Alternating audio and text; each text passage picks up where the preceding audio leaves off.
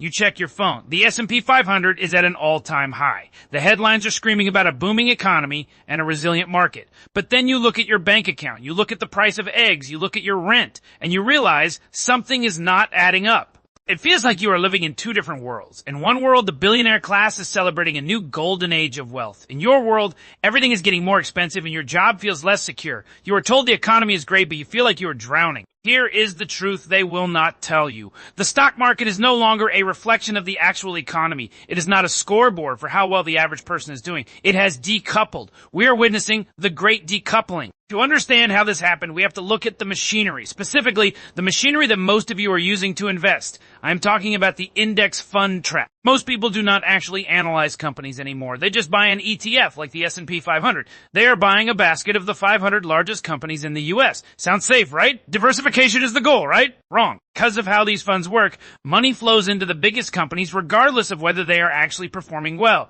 If a company is in the index, it gets the money. The bigger they are, the more money they get. This creates a self-fulfilling prophecy. Look at the numbers. A tiny handful of companies, the Magnificent Seven, now make up over 30% of the entire S&P 500. When these few stocks go up, the whole market looks healthy, even if the other 493 companies are struggling. The market is not booming. 7 companies are booming, and because you are holding an index fund, you are being gaslit into thinking the entire economy is thriving. It is a mathematical illusion. But it is not just passive indexing. There is a new fuel in the engine, artificial intelligence. Now, do not get me wrong, AI is real, but the market is currently pricing in a level of productivity that has not actually hit the bottom line for most companies. We are trading on promises. We are betting on a future where AI makes everything 20% more efficient. But until that efficiency shows up as actual profit, we are just in a speculative fever. We are buying the hype, not the reality. If that productivity does not manifest in the next year, the floor drops. But for now, the momentum keeps the bubble floating. And this brings us to the most dangerous part of the loop. The wealth effect. The wealth effect is simple. When people see their portfolios go up, they feel richer, even if they have not sold a single share. They feel wealthy, so they spend more. They buy the new car, the expensive vacation, the luxury watch.